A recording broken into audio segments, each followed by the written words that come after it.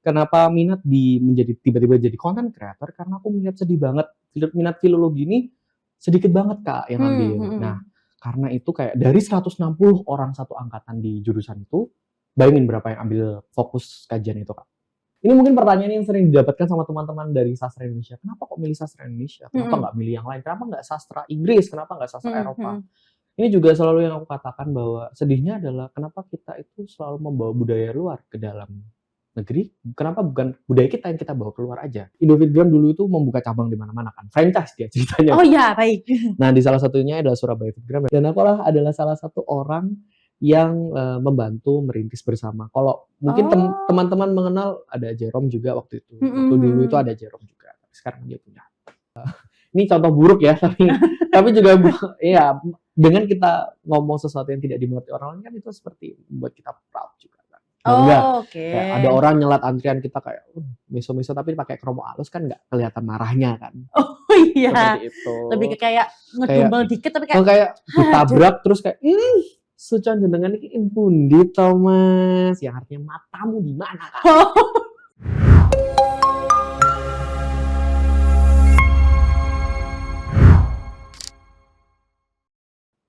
Sugeng Riyadi rencang-rencang sedaya. Pripun kabaripun? Halo Tribuners, welcome back to Suara Kawan Jatim with me Inga, dan tadi sudah dibuka sama salah satu konten kreator yang ternama seluruh Indonesia kayaknya sudah tahu sih. Ya? Masya Allah, tabarakallah, jangan lupa Bunda. Iya, jangan lupa. Hekal, welcome. Halo semua, thank you Inga for having me today. Halo semua, hai Tribun Jatim.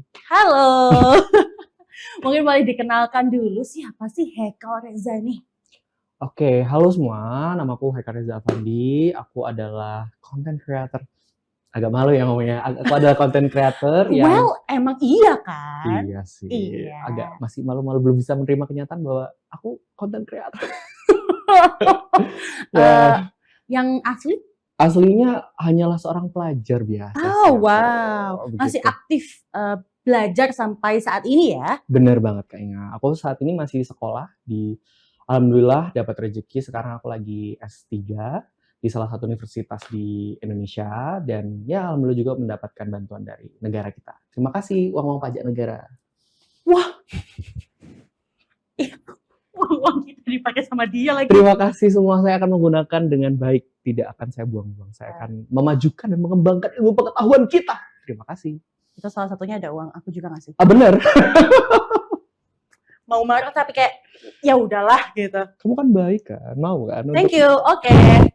Kak, ngomong-ngomong nih, tadi kan S3 di salah satu univ di Indonesia. Yes. Mungkin boleh ditarik garis sedikit nih, dari pertama kali kamu berkuliah sampai menjadi S3-nya sekarang nih. Jadi pertama kali banget di kampus mana? Pasti Surabaya ya. Oke. Salah satu PTN Surabaya, right? Right, salah satu PTN. Terus ngambil jurusan apa tuh, dan kenapa kok dari jurusan S1 ini kamu kepikiran mau jadi content creator? Oke. Story time. Jadi, kenapa aku memilih jurusan ini? Jadi by the way aku jurusannya bahasa dan sastra, lebih spesifiknya bahasa dan sastra Indonesia. Kalau fokus penelitiannya itu namanya filologi. Have you ever heard of it? Pernah mendengar tentang filologi? Iya, pernah. Oke. Jadi dulu waktu aku SMA, ini agak mundurnya agak jauh ya. Kita mulai dari SMA karena dari ini tahun 94 kayaknya. Astaga, enggak setua itu aku. Waktu SMA di sekitar tahun 2015, 2016 itu pas nanti ketahuan. Oh iya. Gitu ya, di umur sekian itu pada saat SMA. Pada saat SMA itu, iya. Jadi alhamdulillah orang tuaku, aku cuman punya single parent, ayahku sendirian aja, ibuku sudah meninggal dari aku SD. Oh no, it's okay. Tidak apa-apa. Jadi ayahku itu memang hidup dari lingkungan yang punya background pendidik. Jadi kakekku adalah seorang pengawas pendidikan, eyangku adalah kepala sekolah, dan sebagainya. Dan saudara-saudaraku juga bergelutnya sebagai pengajar juga. Nah, di saat itu disarankan oleh salah satu sama kakaknya papa untuk coba cek tes minat bakat. Supaya semua anaknya, karena kan ya ayahku tidak menikah lagi, dan semua di rumah itu isinya semua itu cowok. Jadi agak chaos ya, isinya 4 cowok bersama-sama. Rame ya. Rame banget sih Kak, bener. Oke. Nah jadi di situ papa agak kesulitan juga kan untuk mengetahui gimana caranya untuk mendidik anak.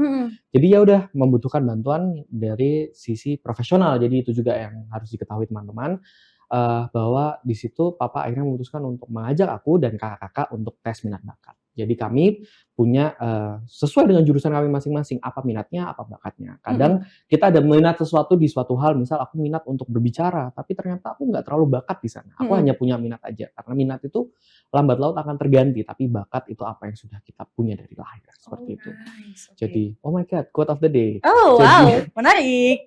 Boleh diulangi sekali lagi? Nggak bisa, itu kayak perkataan langsung auto gitu. Otak ini tidak bisa memproses kedua kali. Gak apa-apa, nanti kalau Tribuners kepingin tahu apa quote-nya tadi, bisa agak nunduk dikit gitu. Nah, jadi dari situ akhirnya aku ke psikolog, di salah satu universitas swasta di Surabaya, itu dia buka biro psikologi, aku tes, dan di sana aku disarankan untuk masuknya ke psikologi malah. Pilihan pertama itu disarankan, silakan masuk psikologi karena Anda sangat cocok untuk menjadi seorang psikolog. Padahal berubah jalan ya nanti ya. Kalau jadi psikolog berubah jalan nih nanti. Betul. Nah yang kedua itu adalah bahasa. Jadi kita punya 8 kecerdasan dan salah satu kecerdasan itu, seingatku ada 8 kecerdasan dan salah satunya itu linguistik. Dan kemampuan otak linguistikku itu cukup tinggi nilainya dan disarankan untuk masuk ke bahasa aja. Dari situlah aku memilih S1-nya Bahasa dan Sastra Indonesia dengan minat filologi. Yang mana minat filologi ini buat teman-teman yang kurang tahu, minat filologi ini adalah minat yang berhubungan tentang manuskrip kuno. Dari situ. Nah, dari situ aku lanjut ke S2, pakai beasiswa orang tua. Betulan masih dibayarin? Masih dibayarin, masih jadi beban. Gak apa-apa, terima kasih dulu kepada orang tua. Terima kasih ke papa. Terima kasih papa. Dari S2 masuk ke S2 ini aku pakai beasiswa dari papa, dan alhamdulillah dari beban keluarga jadi beban negara sekarang. Pakai beasiswa. Cukup shock dengan beban negara karena ada uang saya di dalamnya. Terima kasih sudah membayar. Tapi nggak apa-apa, demi memajukan ilmu pendidikan Indonesia, gitu ya. Merdeka, 17 Agustus baru saja berlaku. Ya, merdeka. Merdeka.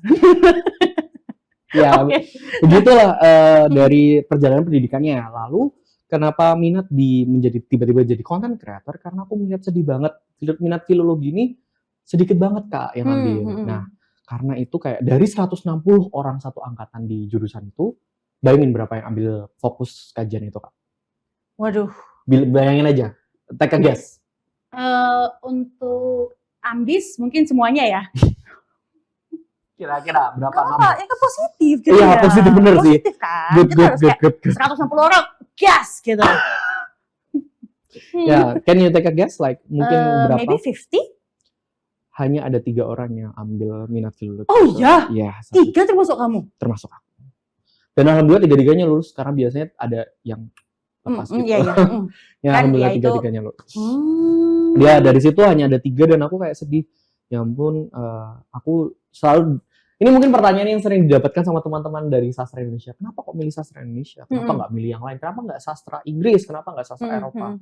Ini juga selalu yang aku katakan bahwa sedihnya adalah kenapa kita itu selalu membawa budaya luar ke dalam negeri. Kenapa bukan budaya kita yang kita bawa keluar aja? Oh, nice. Jadi dari situlah aku memilih, yaitu tadi sastra Indonesia menjadi pilihan pertama aku di universitas itu, di salah satu universitas di Surabaya. Cluenya adalah Timur Jawa Dwipa. Mungkin teman-teman yang mengetahui konteks ya itu. Nah, untuk Tribuners yang berada di kampus sudah di clue tadi ya. Boleh komen. Ayo, sampaikan komennya. Yang tahu Timur Jawa Dwipa, alhamdulillah berarti waktu pengenalan kampus nggak tidur. Oh, berarti ada. Oke, nggak apa-apa. Ya begitu. Jadi dari situ aku merasa bahwa ini perlu banget, peminatan ini perlu banget, apalagi filologi sebagai objek manuskrip ini adalah salah satu objek pemaju kebudayaan kita. Kalau bukan kita siapa lagi? Dari situ akhirnya aku waktu waktu kuliah itu aku juga bikin konten di YouTube juga waktu itu. Oke. Bikin konten di YouTube tapi mostly random gitu loh, karena meskipun sudah kuliah masih mencari jati diri. Betul. Jadi masih belum tahu mau kemana ini arahnya, mau ngapain. Itulah kita masih muda, kita try everything aja, nggak usah takut untuk gagal, semua dicoba aja. Kita kalau aku pribadi, aku masih belum tahu waktu itu aku sukanya konten apa, aku mau bikin konten apa. Nah waktu itu aku bikinnya itu konten bahasa-bahasa daerah gitu. Karena di jurusan aku itu ada 6 mata kuliah wajib bahasa. Dan salah satunya itu ada bahasa Madura, bahasa Sanskerta, Jawa kuno, Melayu lama, Jepang dan sebagainya, dan Arab. Nah, aku kayak memberikan edukasi tentang bahasa Madura waktu itu. Oh, tapi aslinya Madura? Enggak, aslinya Jawa. Karena waktu kuliah itu aja. Jadi kayak apa yang diberikan oleh dosen, itu yang aku resapi lalu aku bagikan ke teman-teman. Jadi waktu itu juga nggak sepaham itu juga sih sebenarnya dengan bahasa Madura. Jadi aku membawa native orang Maduranya, kayak aku tanya-tanya gitu. Oh, masih riset juga ya? Iya, masih belum, karena seperti yang aku bilang tadi, aku masih belum tahu nih aku bisanya apa, aku ngapain ini. Ya dari situlah, dari itu terus kayak aku melihat, wah ini bisa sih sebenarnya untuk orang-orang. Pemikiran pertamaku adalah gimana caranya untuk mengajar, karena bahasa itu perlu diajarkan sehari-hari. Tuh, dari situ aku mulai bikin konten-konten tentang penelitian bahasa tadi ya, bahasa Indonesia masih bahasa Indonesia. Lalu aku di titik nggak tahu nih mau ngapain lagi, terus bikin konten sama papa. Oh, papa juga ikut? Waktu itu pernah sempet ikut. Ada di dalam beberapa konten kamu berarti ya? Iya, itu udah pindah ke TikTok ya teman-teman. Jadi udah pindah ke TikTok. Tadinya aku cuman reaction. Awal mula aku akhirnya bikin TikTok itu, aku melihat banyak sekali fenomena kebahasaan di TikTok. Entah itu kayak misal kita mengenal banyak sekali term-term Gen Z itu kan belum slang banget ya. Nah itu kayak misal sesederhana kenapa di bahasa Indonesia itu ada kata beras, ada kata padi, ada kata apalagi ya, yang semua itu ya nasi dan apapun itu. Nah kenapa di bahasa Inggris cuma ada rice? Karena tidak ada kebudayaan, kita mengenal kebudayaan menanam padi itu budaya kita banget, makanya kita punya kosakata yang lebih spesifik. Lalu itu juga yang membedakan kita, kenapa kita cuma punya salju, padahal di kosakata bahasa Inggris kan ada snowflake, ada butiran salju dan benda-benda itu, itulah karena kita tidak punya kebudayaannya, kita tidak punya fenomenanya. Makanya itu yang aku coba jelaskan ke teman-teman di TikTok, mencoba edukasi. Lalu mungkin ini juga pernah ketika kita punya teman dekat, lalu kenapa kita lebih kurang ajar dengan teman dekat itu, kenapa kita ucapannya itu seringkali kok agak lebih menyakitkan. Ini kalau didengar orang ini bullying ya, bukan, padahal kita sesama teman itu lebih kayak merasa akrab. Itu memang sudah ada penjelasannya juga di sosiolinguistik. Jadi aku juga menjelaskan bahwa itu memang fenomena yang ada di mana ketika kita lebih tidak ketika kita sudah dekat dengan seseorang, kita memang cenderung untuk lebih tidak sopan karena kita merasa boundaries itu adalah kosakata. Kosakata itu merupakan boundaries yang diciptakan kita. Kalau misal pasti beda dong kalau Kak Inge ya. Kak Inge ngomong sama teman tapi pakai bahasa formal. Pasti kan jatuhnya awkward banget. Iya, benar-benar. Nah, bahasa itu menciptakan boundaries juga. Jadi boundaries itu yang aku coba jelaskan. Dari situlah aku mulai naik, orang-orang mulai melihat bahwa wah, ternyata sastra Indonesia ini nggak cuma belajar novel, nggak cuma belajar puisi. Sastra Indonesia itu more than that. Dari situ, habis itu bikin konten sama papa. Tapi papa tidak mau melanjutkan karena agak pemalu papa itu sebenarnya. Agak pemalu. Lalu habis itu aku buat konten A Day in My Life di waktu S2 dan akhirnya menemukan jati diri dengan konten-konten bahasa Jawa. Itu sih perjalanan menjadi seorang content creator. Bukan long story short ya, ini panjang ternyata. Iya, nggak apa-apa. Mau 1 jam lagi ngomongin tentang kehidupan kamu juga nggak apa-apa. Oh ya, please talk about me. Wow, emang suka diomongin ya? Iya, omongin aku. Oh baik.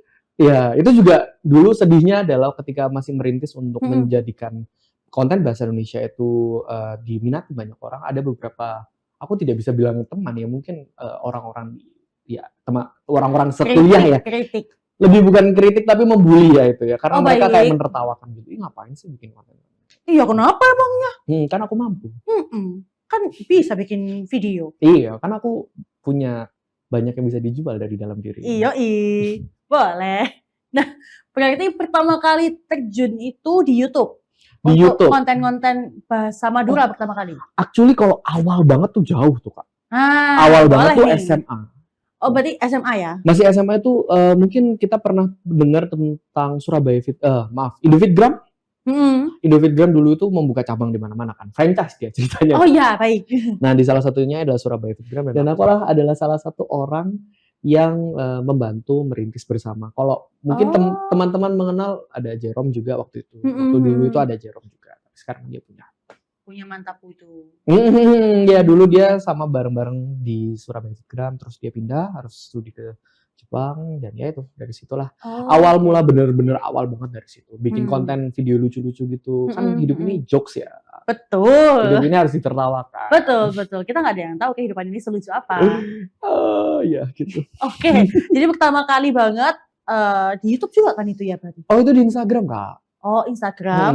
Instagram, lalu Indofitgram sudah tidak aktif lagi, akhirnya pindah ke YouTube lebih dari TV. Nah ternyata di YouTube itu aku orangnya sebenarnya kurang aktif dalam mengedit gitu loh Kak. Jadi kalau YouTube itu kan kayak ngeditnya bener-bener niat banget kan. Panjang juga ya. Panjang banget juga. Bener-bener. Akhirnya aku memilih video-video pendek. Dan itu akhirnya aku pindah ke TikTok. Tuh di TikTok pun aku nggak yang ngeditnya super fantastik, mega bombastik gitu loh Kak. Oh wow, oke. Yang jedor gitu ya? Enggak, yang jedar.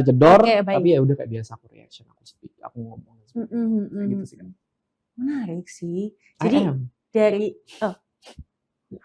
kalau kamu sih fantastik. Oh, wow, oke. YouTuber. Ya, terus? Jadi pertama kali banget dari minat bahasa, lanjut ingin mengedukasi ke teman-teman dan sekitar Indonesia pastinya tentang apa itu bahasa Jawa dan bombastis ya sekarang. Iya, alhamdulillah tidak bisa dibilang bombastis. Ya cukup lah, insya Allah. Masya Allah. Bisa aja. Merendah untuk meroket boleh.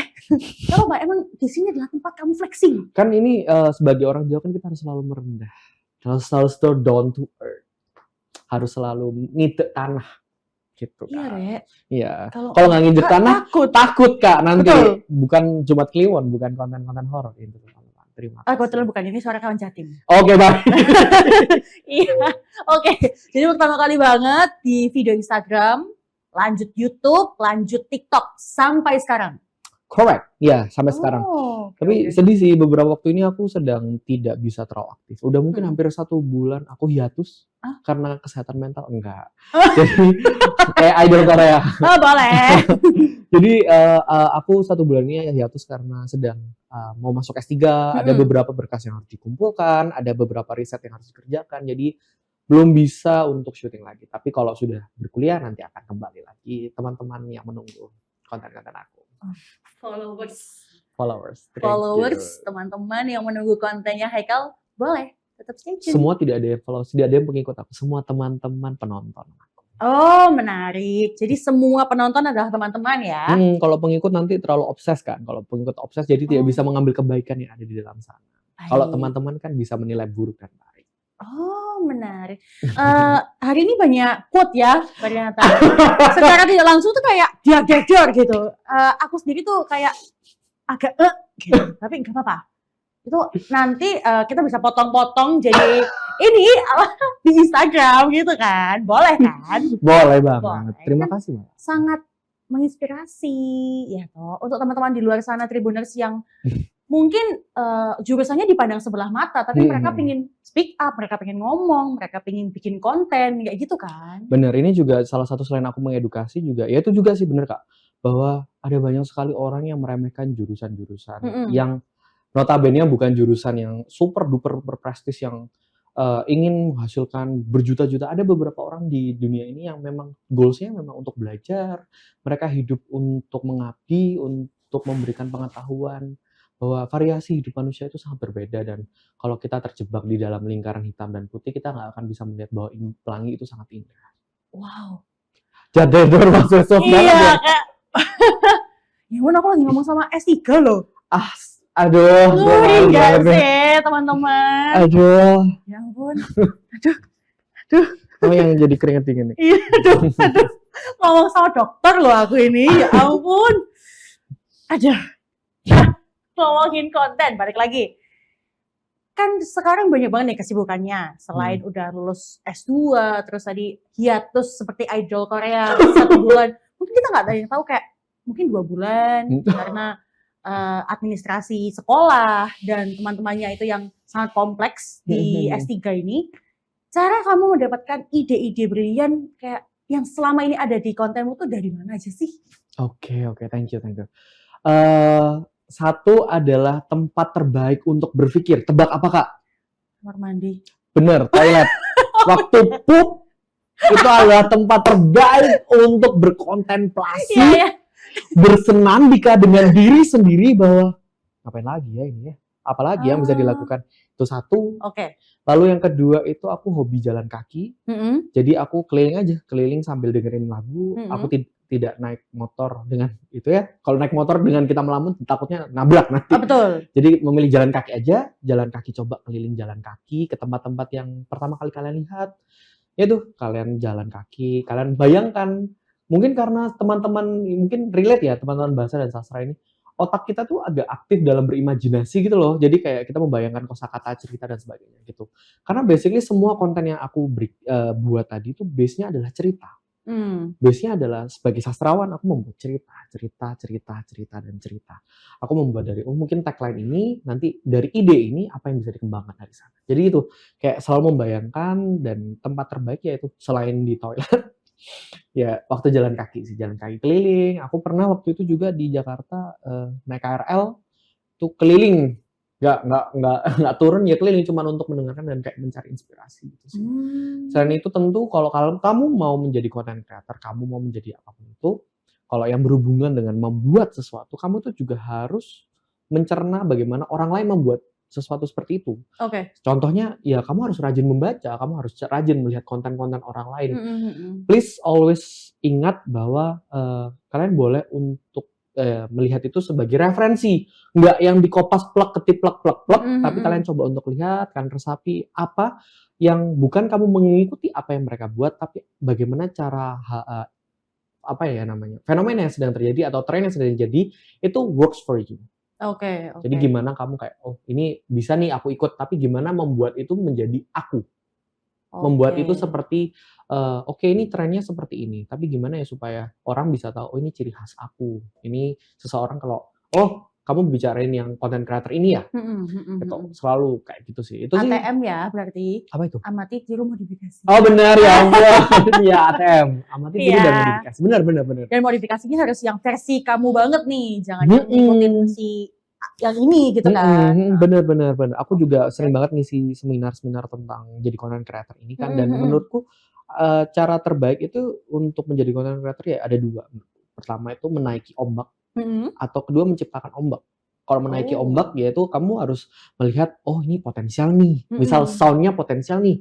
Gimana ya caranya supaya ini works for me? Atau kalau kamu mau menciptakan ombak ya seperti yang aku lakukan, bikin konten kayak mungkin teman-teman tahu tentang Javanese Baby Girl itu, bagaimana aku memperlihatkan bahwa bahasa Jawa itu menyenangkan loh untuk dituturkan, apalagi bahasa Jawa kromo halus. Seperti itu sih Kak kalau dari aku.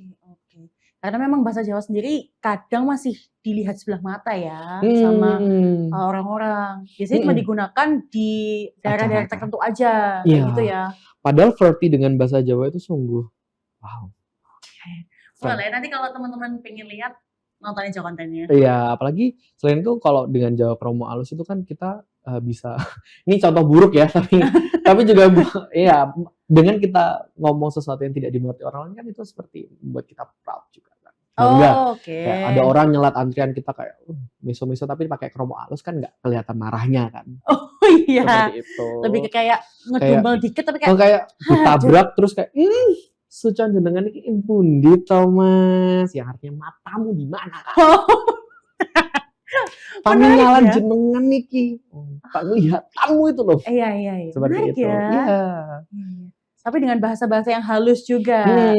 Karena ya. Padahal lagi ngamuk. Karena kita kan orang Indonesia, identitasnya adalah kesopanan. Tutur kata boleh sopan, meskipun maknanya agak-agak kasar. Tapi nggak apa-apa, yang penting nggak ada yang tahu. Nggak ada yang tahu. Ya mungkin orang-orang tua yang tahu. Betul. Orang-orang tua atau orang-orang daerah gitu ya. Wow, menarik. Sangat menarik, jujur. Karena aku sendiri juga, dari aku sendiri aku tuh jarang melihat konten-konten bahasa Jawa. Mungkin hanya 1 atau 2 konten creator yang sekelibat kayak terlihat di FYP seperti itu. Dan menarik sih untuk aku cek and recheck lagi gitu. Oh, boleh banget. Mungkin Tribuners yang pingin tahu juga kontennya seperti apa bisa cek langsung gitu ya. Apa tuh? Akunnya ya? Iya, betul. Oh my god, promosi. Nggak apa-apa loh. Akunnya adalah hai.kaa. K-nya 1 kali, A-nya 3 kali. K-A-A-L. Haikal. Hai.kaal. Oh, HAI Dot K-A-A-A-L. K-A-A-A-L. Oh, Atau search menarik. aja nama aku, Haikal Reza Alfari. Ah. Di TikTok. Muncul ini ya, yang pertama.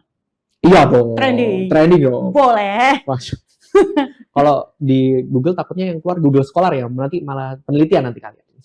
Boleh juga kalau teman-teman ada yang S1 mau pakai tulisannya boleh gitu kan. Iya boleh. Atau teman-teman bahasa dan sastra yang lagi cari bahan untuk skripsi bisa pakai novel aku juga tuh. Yang berisi. Tunggu, sebelum masuk ke novel, kita ngomongin sekolah dulu. Oke. Gitu ya. Agak panik nih, berguncang-gancang Iya, gitu. maaf. Gak apa-apa. Nah, ngomongin soal sekolah, Mhm. denger nih, kan kumlot. Alhamdulillah. Boleh tahu nggak sih perjalanannya? Kan ngonten iya, sekolah iya, kumlot iya, pacar? Alhamdulillah belum punya. Sedih. Tapi nggak apa-apa, itu nanti deh. Siapa tahu Tribuners ada yang kepincut. Amin. Semoga ya teman-teman ya. Gitu ya. Nah, itu gimana tuh cara memanage semua-muanya dan menjadi impact? Oke, berat nih. Kita serius dulu nih. Iya. Bentar. Kamu kan mau lari dulu? Ya boleh pemanasan dulu. Boleh. Oke, cara pribadi aku untuk bisa menjalankan semuanya itu selalu buat to-do list. To-do list itu penting banget. Hal sederhana yang kadang orang lupa. Kadang otak kita tuh terlalu fokus pada banyak hal. Jadi kita perlu membantunya dengan cara menulis. Nah, itu coba ditulis aja apa yang ingin dicapai.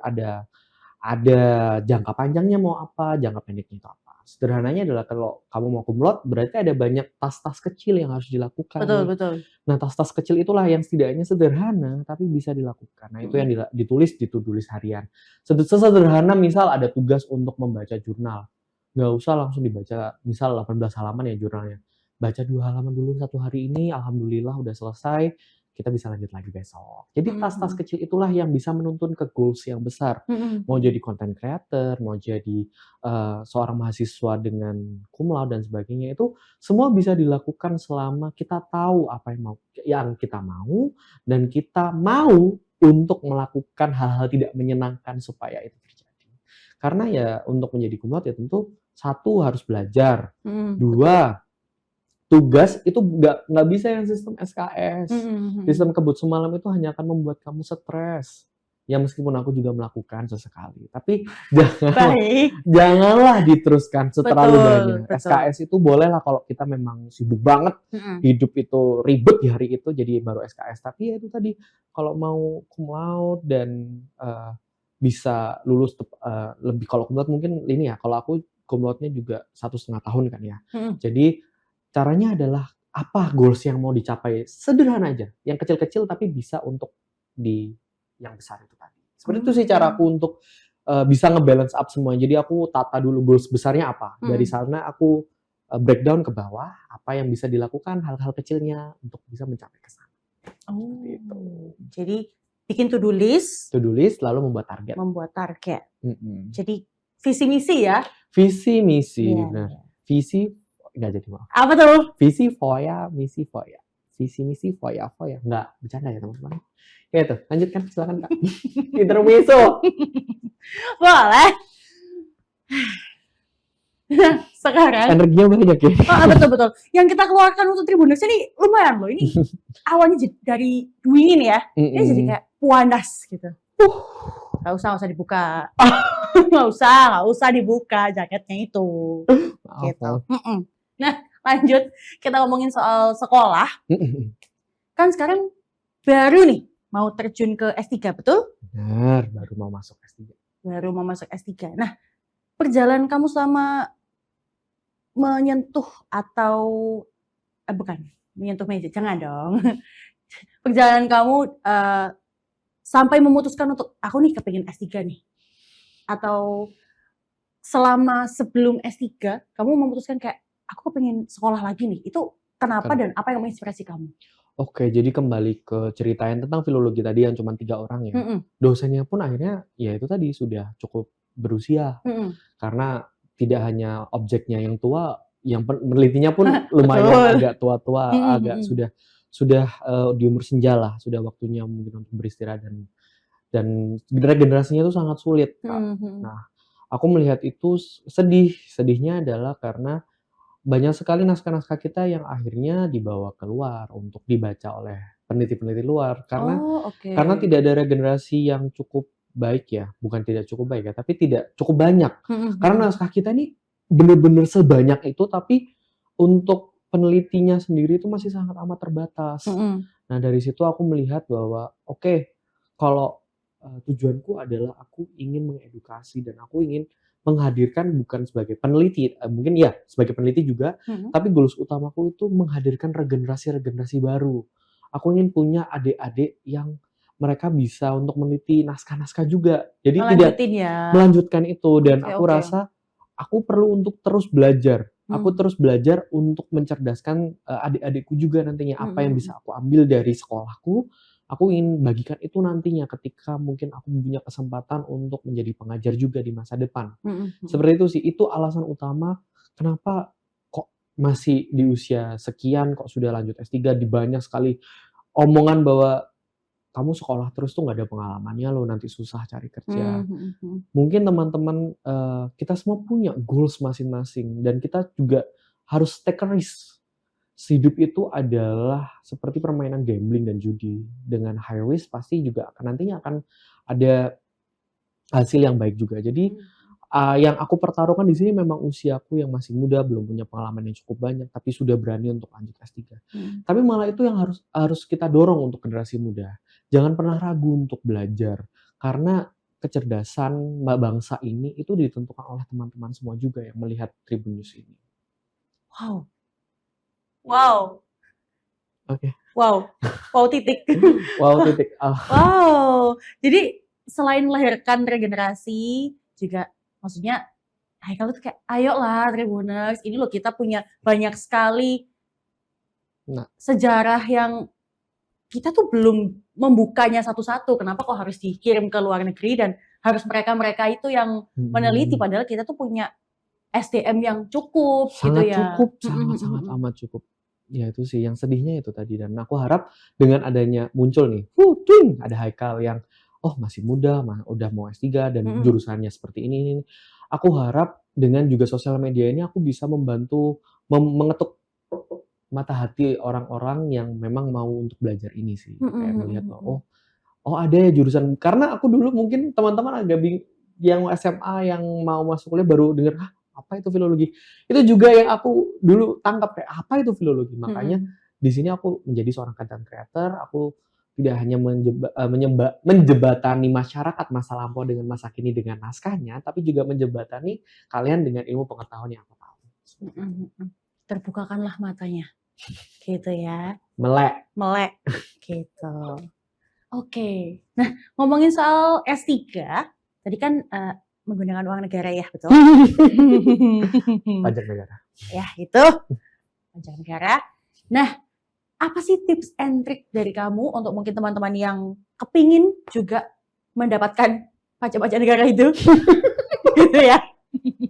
Ya kita nggak bisa bohong ya, maksudnya kalau dibayarin kan mau-mau aja Pasti gitu. dong, sekolah dapat Mhm. beasiswa itu kan menyenangkan Iya ya, heeh. betul. Nah, apa sih tips and trick dari kamu untuk teman-teman yang kepingin juga kita? Oke, untuk mendapatkan beasiswa itu sebenarnya cara terbaiknya adalah seperti yang tadi aku bilang, menyicil. Maksudnya menyicil adalah perbaiki diri. Perbaiki diri dan juga tunjukkan bahwa kamu itu adalah orang yang pantas untuk mendapatkan beasiswanya.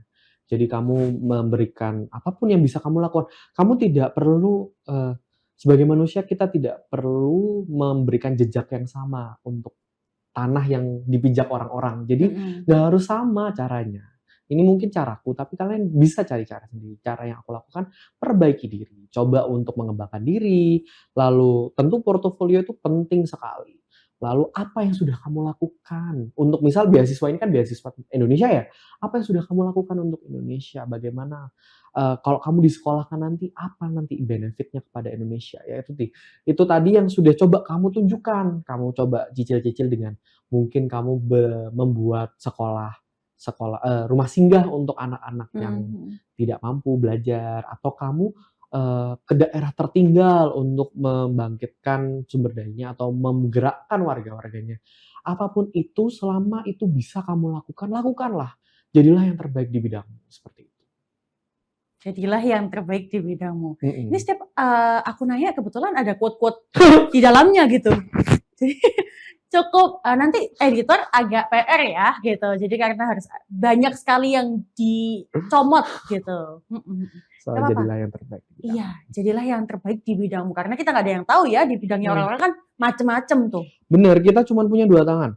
Jadi kita nggak bisa nutup mulut orang-orang. Betul. Kita cuma bisa nutup kuping kita selama kita yakin bahwa yang kita lakukan itu baik dan bisa bermanfaat untuk manusia di kedepannya, lakukanlah.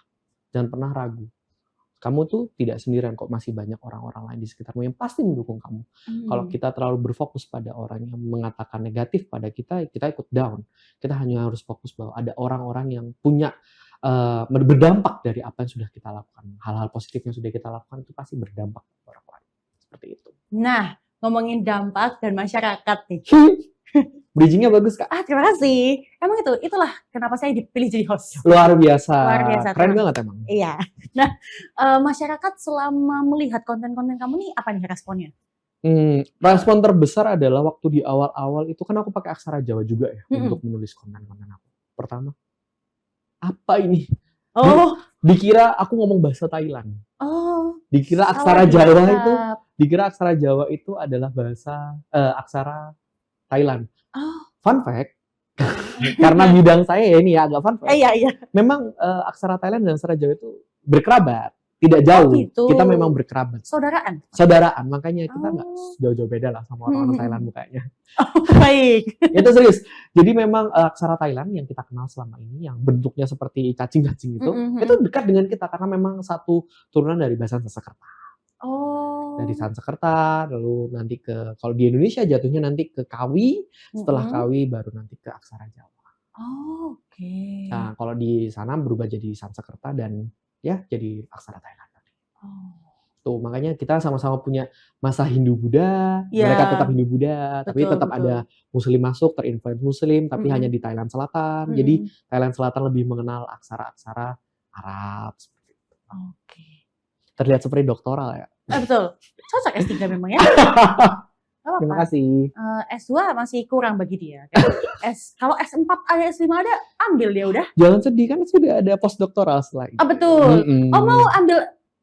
Kalau ada rezeki, kenapa kita harus menyia-nyiakan waktu untuk belajar? Baik. Siapa tahu nanti dapat ini Pancadikara lagi. Kita nggak ada yang tahu gitu kan. Siapa tahu ya. Kembali ke tadi ya, untuk respon orang-orang itu tadi, orang-orang kayak mengiranya, oh aku kira aksara Thailand, aku kira ngomong Thailand. Lalu dari situ muncul lagi pesan-pesan kayak, aku sendiri tidak memungkiri ya sebagai, aku sendiri tidak memungkiri sebagai manusia juga, aku sering banget agak typo.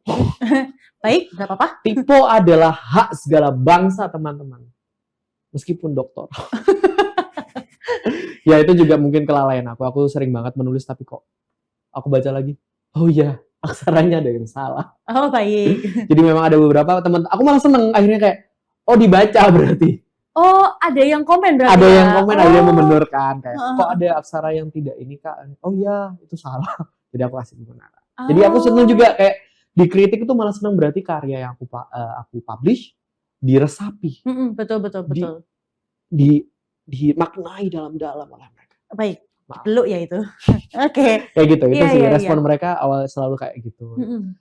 Selain itu kan aku juga bikin aksara Melayu dengan aksara Jawi dengan bahasa Melayu. Jadi itu juga mereka kayak ini berasa balik ke, kalau kakak tahu film ini Tenggelamnya Kapal Van der Wijk. Nah kayak, nyebut merek tuh. Gak apa-apa. Jadi kayak salah satu film yang diadaptasi dari novel dan berlatar belakang dengan cerita-cerita Melayu lama. Jadi mereka kayak, wah seperti kembali ke masa lampau. Itu sih. Iya sih. Tapi emang kalau belajar bahasa menyenangkan gak sih? Menyenangkan banget, serius menyenangkan. Demi sih, kayak maksudnya kalau ngobrol kita kemana gitu, kita bisa campur-campur gitu bahasanya. Iya. Bener-bener. Karena orang yang benar-benar paham bahasa itu akan sangat menyenangkan untuk didengar. Oh, Anda menyebut Anda sendiri Oh maksudnya? enggak bilang. Oh, nggak apa-apa sih. Nggak apa-apa kok kata saya mah. Baik. Nah, berarti masyarakat responnya baik ya. Itu tadi kontennya direspon, maksudnya kalau ada typo, mereka membetulkan. Nah, ada nggak yang maksudnya kayak mak jelek gitu? Mungkin yang mak jelek itu adalah kalau lagi bikin konten tentang sekolah sih. Kalau bikin tentang sekolah kayak ngapain ambil sastra Indonesia? Nanti kerjanya nggak jelas. Oh, pasti komen-komen kayak Iya, gitu komen kan. itu komen-komen yang paling banyak kalau aku bahas soal sekolah sih. Kayak percuma ngambil sekolah tinggi-tinggi di bahasa tadi juga nggak tahu mau jadi apa. Itu sih itu yang paling kayak ya ampun, negara aja yang bayarin nggak protes kok kamu yang protes. Iya. Karena Iya. negara memberikan beasiswa berarti kan mereka melihat potensi di dalamnya. Betul. Mungkin kamu tidak bisa melihat potensi karena kamu kurang melihat lebih dekat. Kamu hanya melihat dalam perspektif yang kecil. Nggak, dia kan lihatnya dari layar. Nggak lihat kamu langsung. Oke, gitu. Jadi, terus kita ngomongin soal respon udah, terus kita ngomongin konten udah gitu ya. Nah, cara promosiin konten kamu sampai kayak banyak banget viewersnya, sampai FYP beribu-ribu kali itu seperti apa? Masya Allah. Dulu waktu awal-awal merintis itu aku tipe yang setiap hari konten 1 hari sekali. Oh wow. Itu.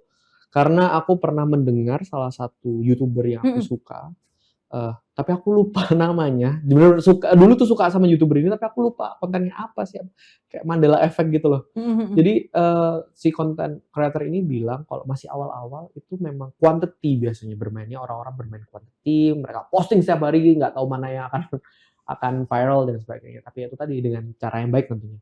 Nah setelah itu baru setelah mulai punya sudah mengerti nih mangsa pasarnya yang mana, baru menggunakan quality. Jadi aku menggunakan kayak memperlihatkan konten yang lebih berisi. Tadinya kayak cuman jedak-jeduk gitu, enggak. Berubah jadi konten yang lebih respon-respon yang lebih berilmu sedikit lah. Memanfaatkan ilmu yang digunakan. Jadi awalnya memang benar-benar sehari satu gitu? Sehari satu, setiap hari itu ada aja konten. Aku tipe juga tapi ini sih Kak, aku tipe yang selalu simpan dulu di draft semuanya. Jadi aku kayak karena ide kan nggak pasti ada di saat itu, benar. Jadi aku tipe yang memang menyempatkan 1 hari untuk syuting. Tapi kalau ide aku selalu mencari setiap hari ya. Tapi aku menyempatkan kayak hari Sabtu atau hari Minggu aku harus syuting nih. Jadi aku syuting dengan ide yang sudah aku kumpulkan tadinya, yang aku tulis. Jadi aku selalu sebenarnya aku kalau dibuka di tas kecil itu aku selalu bawa buku catatan kecil yang mana kalau aku dapat inspirasi, dapat ilham kayak wahyu. Langsung tulis. Iya.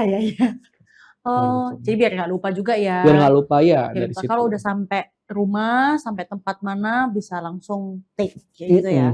Atau ya itu disimpan aja sampai sampai hari yang memang ditentukan untuk syuting aja. Oh, oke. Sangat terstruktur ya memang. Betul.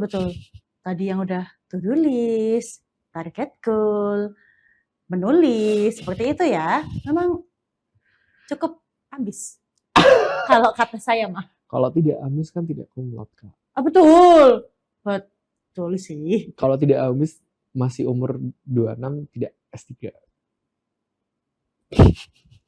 Bercanda semua, hanya bercanda tadi. Gak apa-apa. Loh, itu tadi jalan orang kan beda-beda gitu setuju. Ya. Ada yang memilih bekerja dulu baru memilih S2, ada yang setelah S2 bekerja dulu memilih S3.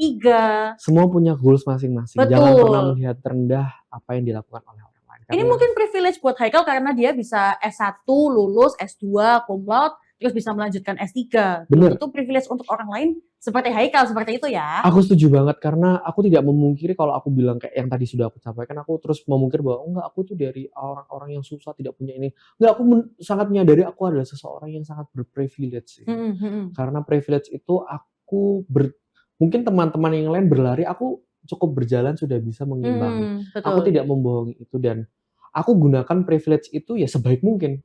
Tidak hanya menunjukkan bahwa ya udah ini privilege aku. What you can do gitu kan. Enggak, tapi ya udah ini privilege aku, gimana caranya privilege ini dari aku yang aku terima bisa bermanfaat untuk orang lain. Ya, betul.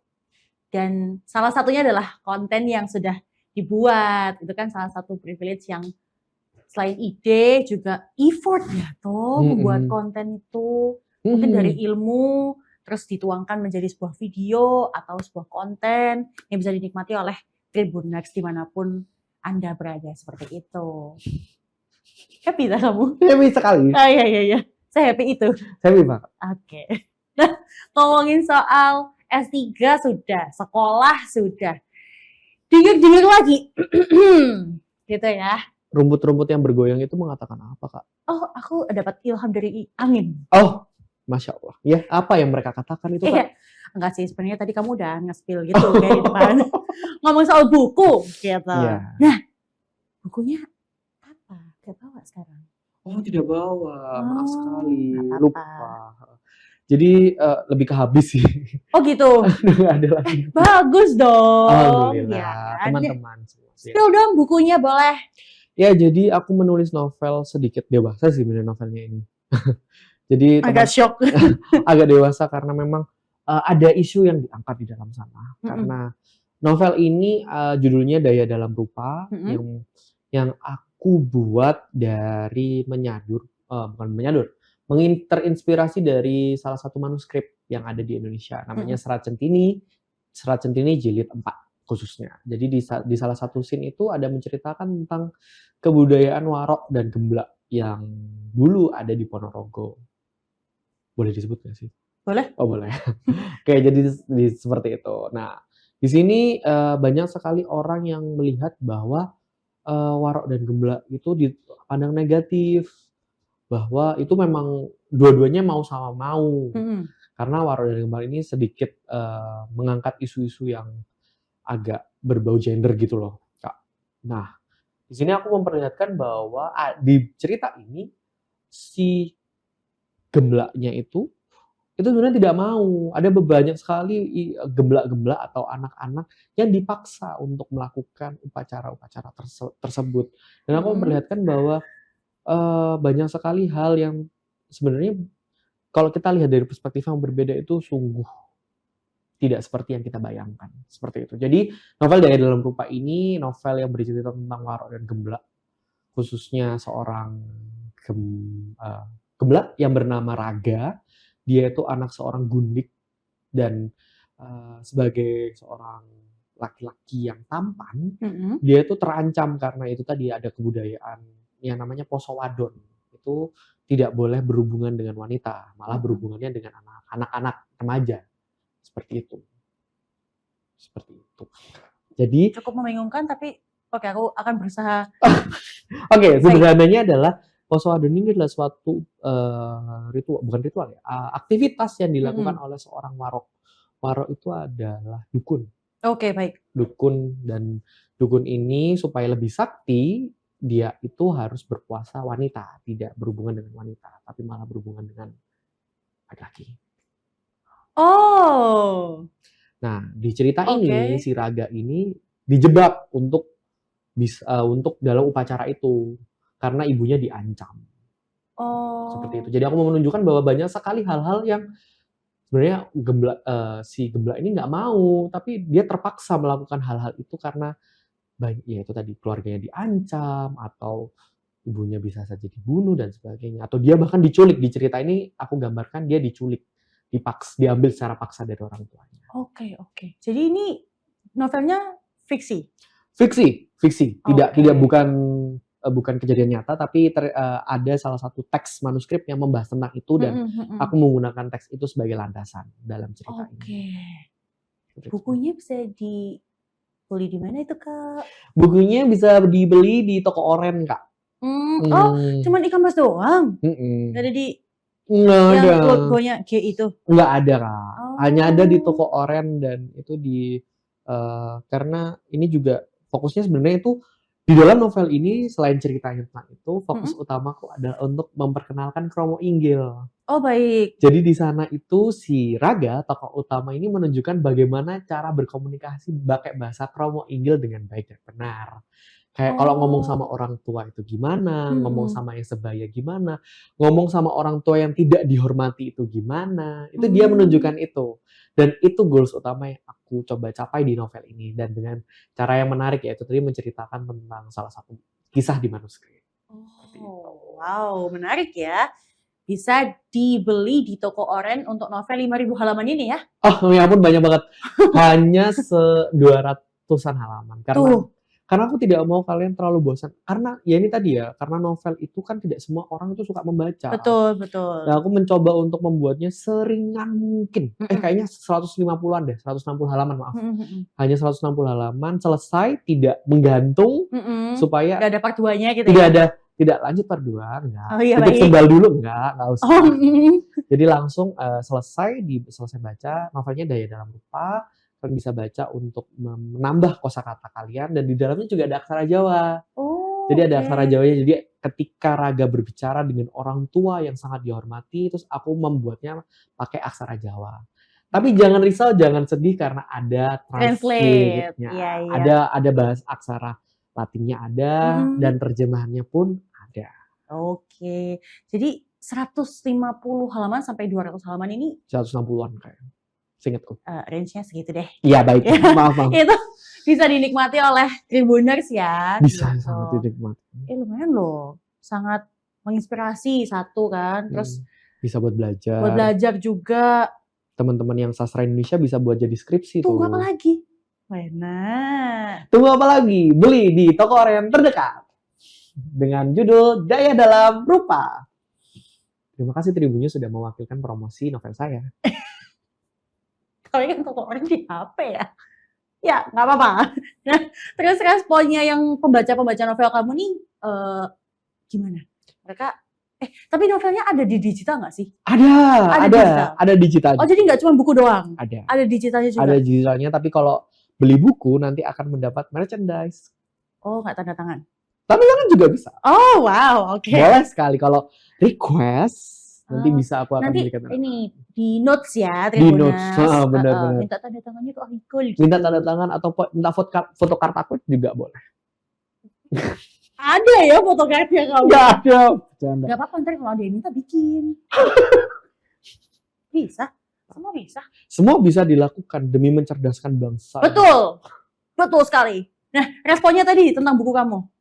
Alhamdulillah mereka senang banget karena satu ya seperti yang aku ingin harapkan itu tercapai semuanya.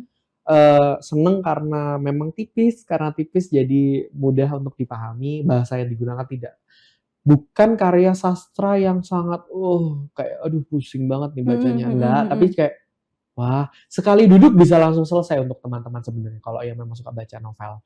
Dan alhamdulillah mereka juga kayak akhirnya aku bisa, karena di situ aksara Jawanya ada beberapa bagian bahasa Jawa yang aku bentuk untuk flirty, agak flirty. Jadi kayak Kromo Inggil tapi flirty. Jadi mereka mencoba mengaplikasikan ke pasangan mereka masing-masing. Baik. Jadi kayak ada variasi. Oh, ini bisa buat belajar juga. Terima kasih ya Kak. Jadi lebih tahu ada kosakata Jawa yang seperti ini dan seperti itu. Oh, jadi memang goals-nya tercapai dari novel itu ya. Alhamdulillah, dan sekarang sedang proses novel kedua. Oh, itu bukan part yang pertama ya? Enggak, beda. Tapi cerita baru.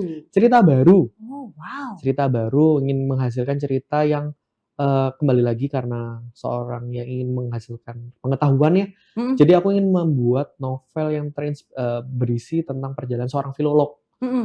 Kasarannya mungkin seperti cerita fantasi banget ini karena konsepnya kayak Harry Potter gitu. Oke. Jangan di-spill lebih banyak lagi supaya nanti Tribuners bisa beli ya cerita yang kedua gitu. Nah, terakhir nih, pesan kamu kepada Tribuners yang mungkin kepingin ikut jejak-jejaknya Haikal.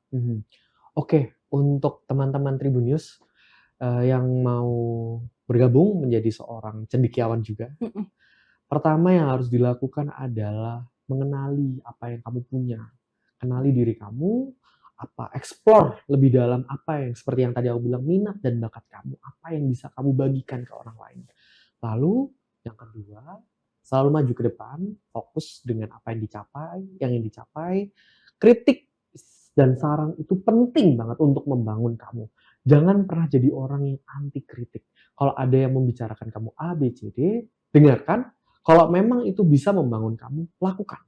Jangan pernah tutup mata dan tutup telinga bahwa kita ini hanya manusia yang tidak pernah sempurna. Dan kita perlu orang lain untuk menyempurnakan itu. Dan yang terakhir, seperti kata The Massive, jangan menyerah. Seperti itu. Oke, terima kasih Aika sudah ada di sini. Sungguhan adanya kamu di sini sangat berimpactful pasti. Wah, gonjang-ganjing. Gitu ya. Terima kasih untuk Tribuners yang sudah bersama kami. Sendiko dawuh Tribuners. Terima kasih, sampai jumpa di SKJ berikutnya. Bye bye, terima kasih matur nuwun semua.